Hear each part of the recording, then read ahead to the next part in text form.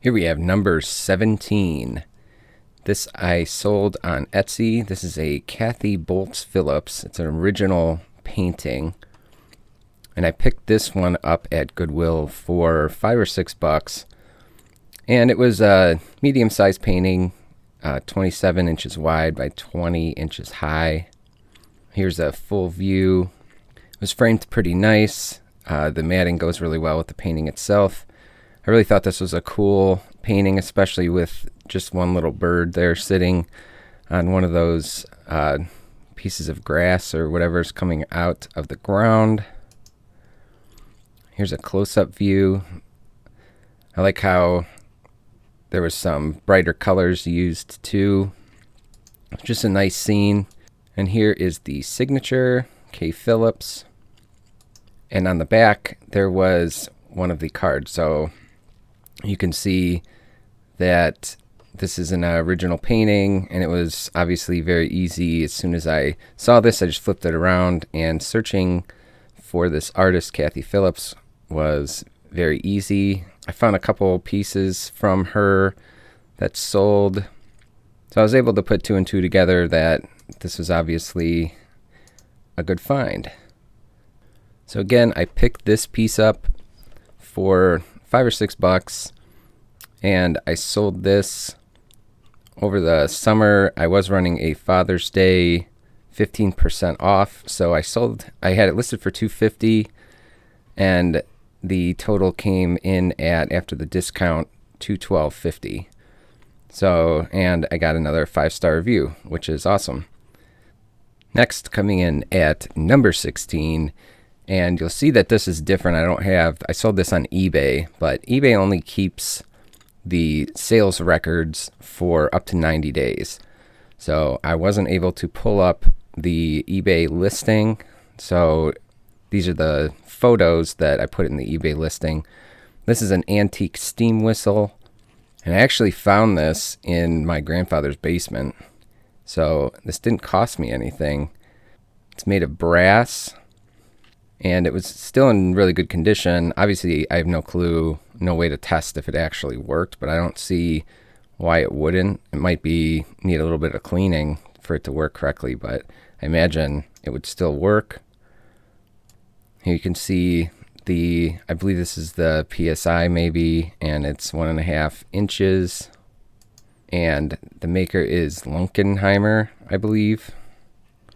So this just goes to show you that even some stuff that is buried away in an attic or a basement can still fetch a good profit. I ended up selling this on eBay for $250.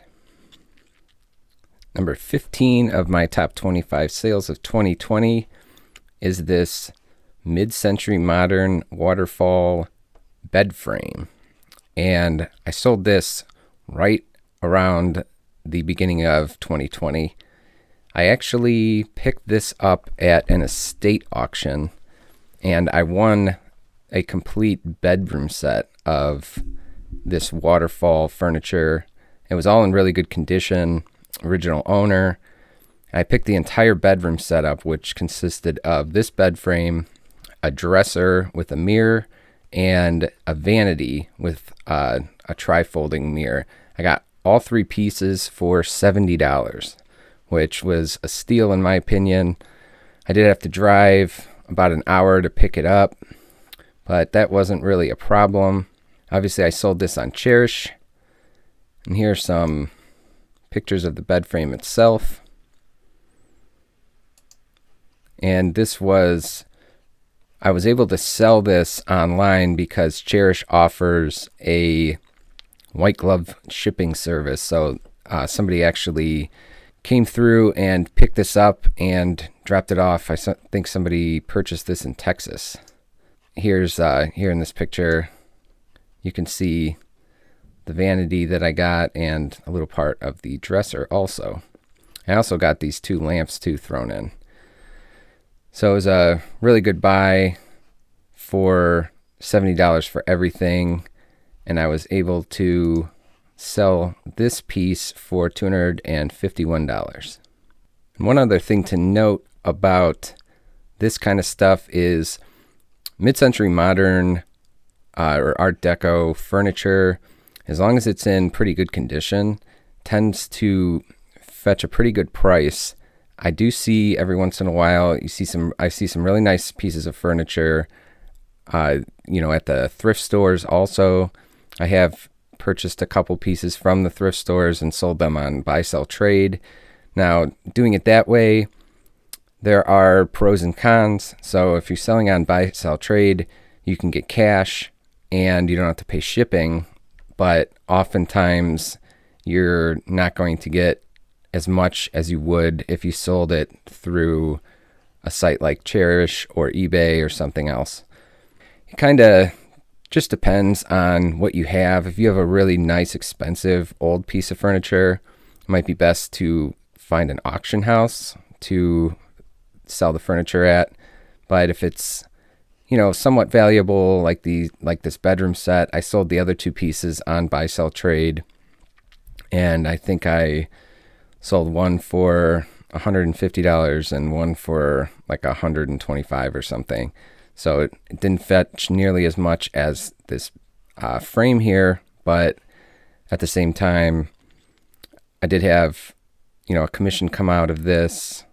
So, I think I netted around $200 on the bedroom set, and then I had to deal with meeting up with the shipping service and everything else. So it just kind of depends on what you're comfortable with. And a lot of times it's honestly easier just to sell it through something like buy, sell, trade, or Craigslist. Number 14 is this antique French Denbach pottery. These are two smaller vases. I picked these up at Goodwill. They were $3 a piece. When I found them, I was right at the end. I noticed them on a shelf and scooped them up just because they were marked here on the bottom, but I could not tell what this marking was. But they were extremely well made. The glaze is really nice. They're both in perfect condition. So I knew they had to have some sort of value, and I knew that they were somewhat older. Whether, I knew they were first part of the 20th century, but other than that, I had no clue, who made them or an approximate value, but for $3 a piece, it was definitely worth the purchase. They're both really beautiful vases. I like how they have these, almost looks like grass or something coming up, but I like how there is this blue undertone on the bottom coming through, and then the overall darker glaze on the top. And it's always cool to find pairs of this stuff. It kind of adds value to your listing, because a lot of times, especially with these smaller vases, it looks better, to have two of them, whether it's on a shelf, like on the ends of the shelf or wherever they decided to put these. And here's a picture of the top, and that looks really cool too. You can see the blue and different shades of green, darker, a little bit of brown in there. So again, I picked these up for $3 a piece. That's $6 total investment. And I sold them on my Etsy store for $275. And shipping, it did go across the country. So I think I overpacked these two just because I didn't want them to break. But it was only $17 to ship, so that's still good and a really good profit. Number 13 is this antique Reed & Barton. This is a silver plate cake basket or wedding basket. I picked this up a long time ago. It was actually probably over a year ago, and I didn't list it until earlier this year because I wasn't sure if I wanted to put this up at auction. I wasn't sure exactly how much it was worth, but I found it at a Goodwill for only $5. And usually I don't buy silver plate stuff, but this one was pretty ornate and different looking, so I had to pick it up. I really liked these figures coming around the edges, and especially there's this dog on the handle. I thought that was pretty cool.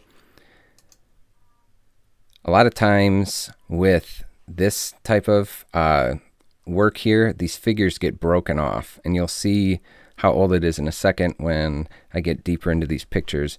But I did end up finding a couple on eBay, and they did have some missing figures. And this one, somehow, everything was intact. Here's a close-up of a lady here on the edge. Here's the dog on the handle. And this one was engraved. It says late from Henry. And the condition was really good except for some spots here and there. But considering the age of this piece, pretty much not going to find something that's perfect, especially at a thrift store, unless you're really lucky. Here's a more close-up, and I did have to clean this up and polish it a bit. And I tried to get some of these because it was pretty tarnished, obviously. And here's a photo of the bottom. And this was patented. You can see the patent date, and this is another reason why I picked this up. One, it's Reed & Barton, which is, a well-known silver plate manufacturer. But the date here is March 30th, 1869. So it was very old. Here's another date here, 1868.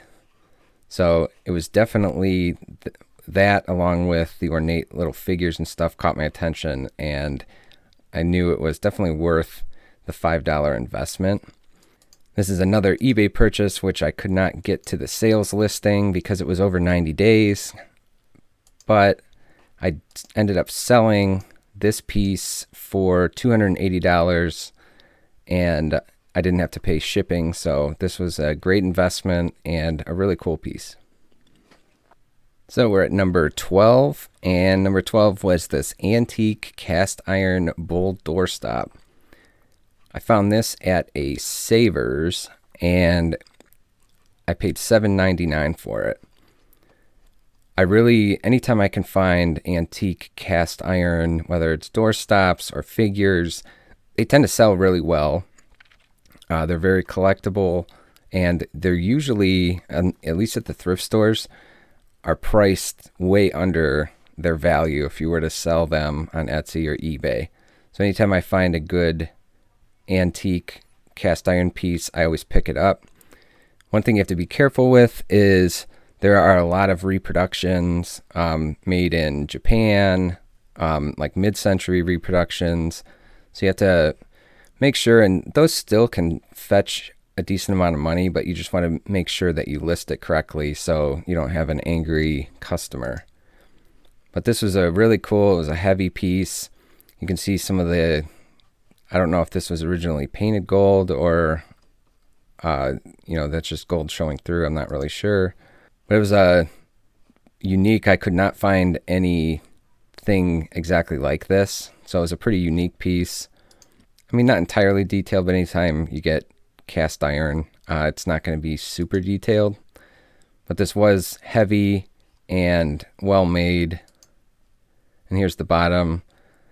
A lot of times, too, with the reproductions, it won't be a solid piece. And this is hollow in the middle, but a lot of times with the reproductions, you'll be able to, there'll be like a cutout at the bottom or something like that. Full enclosed piece like this one. So again, I picked this up at a Savers for $7.99. I had it listed for $300, but this was purchased over my July 4th 20% off coupon time. So the end amount was $240 plus shipping, or I paid for shipping, so it was free shipping for them. Seeing that this piece wasn't entirely big and I didn't have to put it in a huge box or anything because it's not going to get broken during the shipping. So shipping was inexpensive, and this was definitely a good find at Savers. We're almost to the top 10. This is number 11, and this is a mid-century giclée by Fritz Rudolf Hug, and it is a tiger print on canvas. I picked this up at a Goodwill a little bit ago. I actually held this one for a little bit because I wasn't sure what I was going to do with it, but I picked it up for $6. I just thought it was a really cool piece of art. It's this tiger here, and you can see the signature at the bottom, hug. This was pretty easy to find, comparable items. He did a lot of different animals in the same kind of style. His original work is worth a lot of money, but so are these mid-century prints, and especially seeing that this one was done on canvas. Here is the signature hug down at the bottom. I wasn't exactly sure. I didn't know if that was Cug. I didn't know if that was initials or what, but I just did a couple of different searches and then found the artist Fritz Rudolph hug. And then here's a quick look at the back, and you can tell that this is older just by the way the stretcher is here and how the frame is kind of put around the stretcher. So this just, and especially too with the canvas, the discoloration at the back of the canvas, if this was a recent piece or some kind of reproduction, this would have been a lot cleaner and whiter, and it would probably look a bit different from the back. So again, found this at a Goodwill for $6. Had it listed for $300, and it was purchased. I had a spring 15% off coupon going, so I ended up getting $255, and then minus the shipping cost, which this was a pretty big piece. It was almost 30 inches wide, so $25 for shipping wasn't entirely bad. And I also got a 5-star review, which is always a good thing. Just no comments were left. But I really like this piece, and I kind of contemplated on keeping it, but I just had no clue where I was going to hang it. So I just listed it, and it actually sold pretty quickly.